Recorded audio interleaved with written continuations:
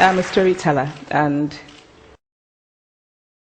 stories about what I like to call the danger of the single story. I grew up on a university campus in eastern Nigeria. My mother says that I started reading at the age of 2, although I think 4 is probably close to the truth.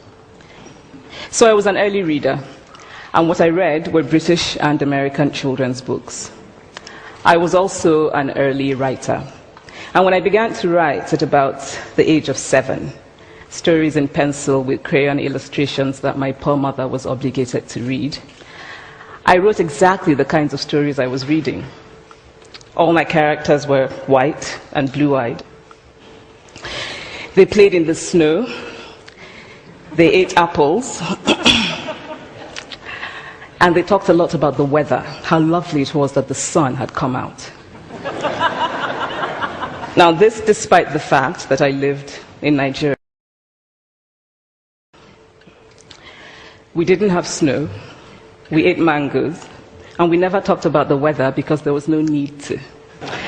My characters also drank a lot of ginger beer because the characters in the British books I read drank ginger beer. Never mind that I had no idea what ginger beer was. And for many years afterwards, I would have a desperate desire to taste ginger beer. But that is another story. What this demonstrates, I think, is how impressionable and vulnerable we are in the face of a story, particularly as children. Because all I had read were books in which characters were foreign, I had become convinced that books, by their very nature, had to have foreigners in them, and had to be about things with which I could not personally identify. Now, things changed when I discovered African books. There weren't many of them available, and they weren't quite as easy to find as the foreign books, but because of writers like Chinua Achebe and Kamara Laye, I went through a mental shift in my perception of literature.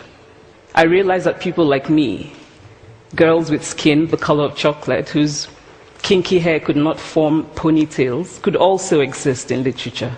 I started to write about things I recognized. Now, I loved those American and British books I read. They stirred my imagination, they opened up new worlds for me. But the unintended consequence was that I did not know that people like me could exist in literature.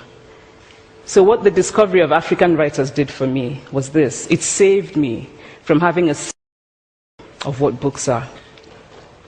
I come from a conventional middle-class Nigerian family. My father was a professor.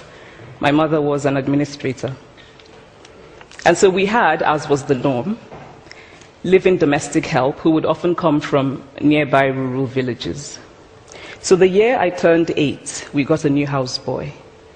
His name was Fide. The only thing my mother told us about him was that his family was very poor. My mother sent yams and rice and our old clothes to his family. And when I didn't finish my dinner, my mother would say, "Finish your food. Don't you know people like Fide's family have nothing?" So I felt enormous pity for Fide's family. Then one Saturday, we went to his village to visit.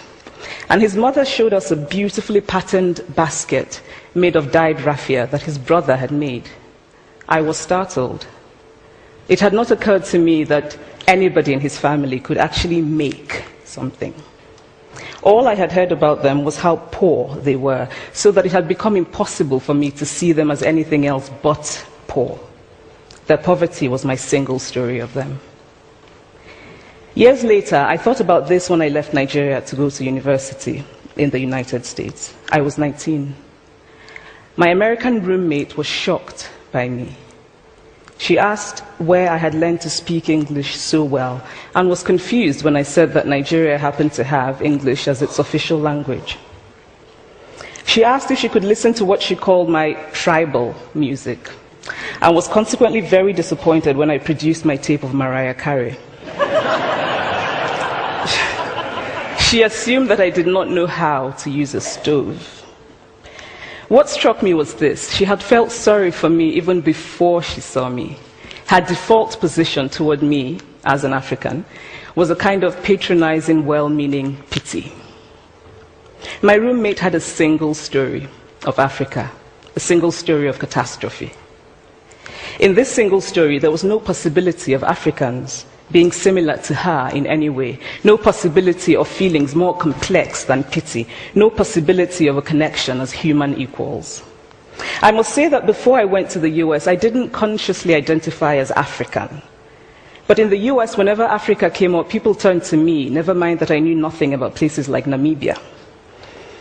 But I did come to embrace this new identity, and in many ways I think of myself now as African, although I still get quite irritable when Africa is referred to as a country, the most recent example being my otherwise wonderful flight from Lagos 2 days ago, in which there was an announcement on the Virgin flight about their charity walk in India, Africa, and other countries. So after I had spent some years in the US as an African, I began to understand my roommate's response to me.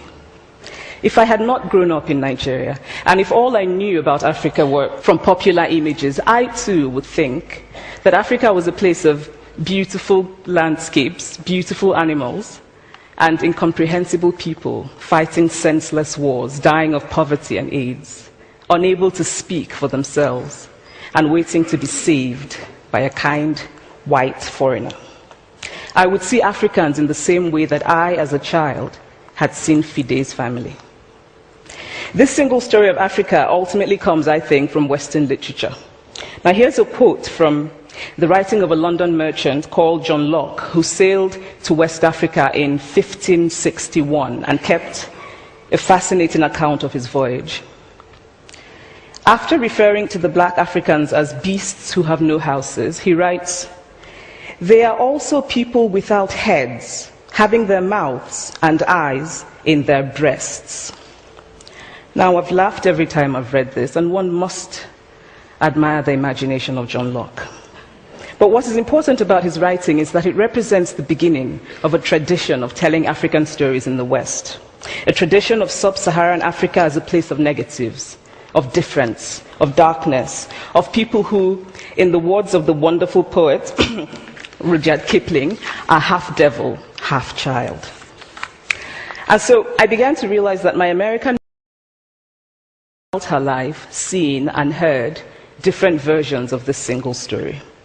As had a professor who once told me that my novel was not authentically African. Now, I was quite willing to contend that there were a number of things wrong with the novel, that it had failed in a number of places, but I had not quite imagined that it had failed at achieving something called African authenticity. In fact, I did not know what African authenticity was. The professor told me that my characters were too much like him, an educated and middle-class man. My characters drove cars. They were not starving. Therefore, they were not authentically African. But I must quickly add that I too am just as guilty on the question of the single story. A few years ago, I visited Mexico from the US. The political climate in the US at the time was tense, and there were debates going on about immigration. And, as often happens in America, immigration became synonymous with Mexicans. There were endless stories of Mexicans as people who were fleecing the healthcare system, sneaking across the border, being arrested at the border, that sort of thing. I remember walking around on my first day in Guadalajara, watching the people going to work, rolling up tortillas in the marketplace, smoking, laughing. I remember first feeling slight surprise, and then I was overwhelmed with shame. I realized that I had been so immersed in the media coverage of Mexicans that they had become one thing in my mind, the abject immigrant. I had bought into the single story of Mexicans, and I could not have been more ashamed of myself. So that is how to create a single story. Show a people as one thing, as only one thing, over and over again, and that is what they become. It is impossible to talk about the single story without talking about power. There is a word, an Igbo word, that I think about whenever I think about the power structures of the world, and it is nkali. It's a noun that loosely translates to be greater than another, to be greater than another. Like our economic and political worlds, stories too are defined by the principle of nkali. How they are told, who tells them, when they are told, how many stories are told, are really dependent on power. Power is the ability not just to tell the story of another person, but to make it the definitive story of that person. The Palestinian poet Mourid Barghouti writes that if you want to dispossess a people, the simplest way to do it is to tell their story and to start with secondly. Start the story with the arrows of the Native Americans and not with the arrival of the British, and you have an entirely different story. Start the story with the failure of the African state and not with the colonial creation of the African state, and you have an entirely different story. I recently spoke at a university where a student told me that it was such a shame that Nigerian men were physical abusers like the father character in my novel. I told him that I had just read a novel called American Psycho, and that it was such a shame that young Americans were serial murderers.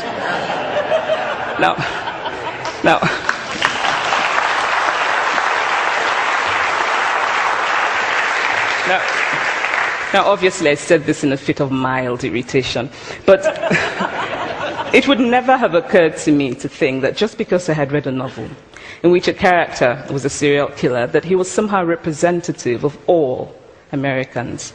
And now this is not because I'm a better person than that student, but because of America's cultural and economic power, I had many stories of America. I had read Thailand, Updike, and Steinbeck, and Gateskill.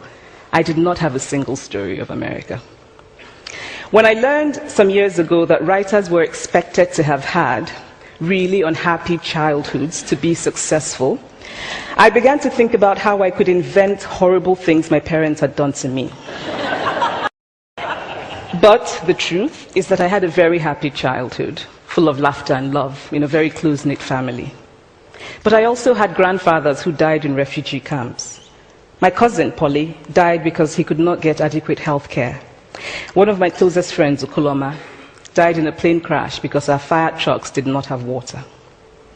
I grew up under repressive military governments that devalued education so that sometimes my parents were not paid their salaries. And so as a child, I saw jam disappear from the breakfast table. Then margarine disappeared. Then bread became too expensive. Then milk became rationed. And most of all, a kind of normalized political fear invaded our lives. All of these stories make me who I am. But to insist on only these negative stories is to flatten my experience and to overlook the many other stories that formed me. The single story creates stereotypes, and the problem with stereotypes is not that they are untrue, but that they are incomplete. They make one story become the only story. Of course, Africa is a continent full of catastrophes, the immense ones, such as the horrific rapes in Congo, and depressing ones, such as the fact that 5,000 people apply for one job vacancy in Nigeria. But there are other stories that are not about catastrophe, and it is very important, it is just as important to talk about them. I've always felt that it is impossible to engage properly with a place or a person without engaging with all of the stories of that place and that person. The consequence of the single story is this: it robs people of dignity. It makes our recognition of our equal humanity difficult. It emphasizes how we are different rather than how we are similar. So what if before my Mexican trip, I had followed the immigration debate from both sides, the US and the Mexican?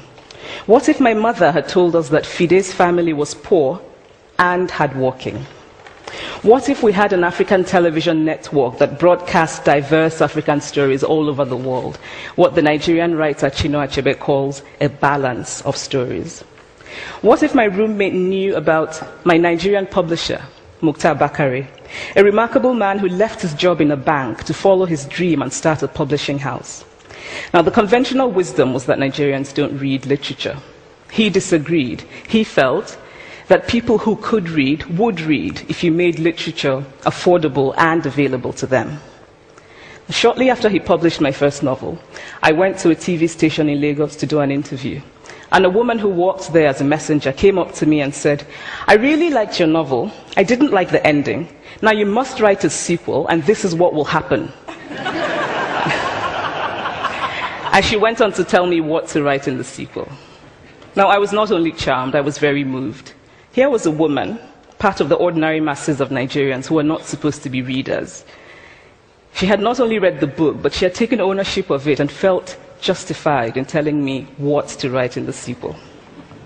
Now, what if my roommate knew about my friend, Fumi Yonda, a fearless woman who hosts a TV show in Lagos and is determined to tell the stories that we prefer to forget?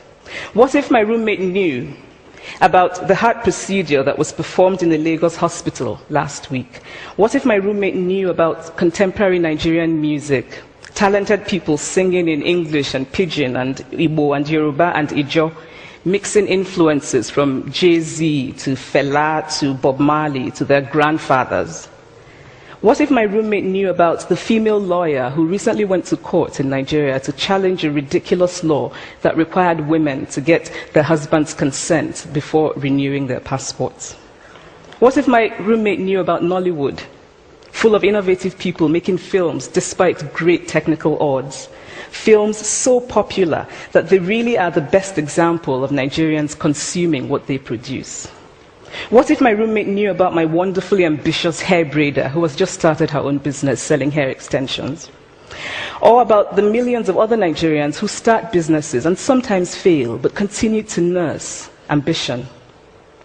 Every time I am home, I am confronted with the usual sources of irritation for most Nigerians: our failed infrastructure, our failed government, but also by the incredible resilience of people who thrive despite the government rather than because of it. I teach writing workshops in Lagos every summer, and it is amazing to me how many people apply, how many people are eager to write, to tell stories. My Nigerian publisher and I have just started a non-profit called Farafina Trust, and we have big dreams of building libraries and refurbishing libraries that already exist, and providing books for state schools that don't have anything in their libraries, and also of organizing lots and lots of workshops on reading and writing for all the people who are eager to tell our many stories. Stories matter. Many stories matter. Stories have been used to dispossess and to malign, but stories can also be used to empower and to humanize. Stories can break the dignity of a people, but stories can also repair that broken dignity. The American writer Alice Walker wrote this about her southern relatives who had moved to the north, and she introduced them to a book about the southern life that they had left behind. They sat around reading the book themselves, listening to me read the book, and the kind of paradise was regained. I would like to end with this thought, that when we reject the single story, when we realize that there is never a single story about any place, we regain a kind of paradise. Thank you.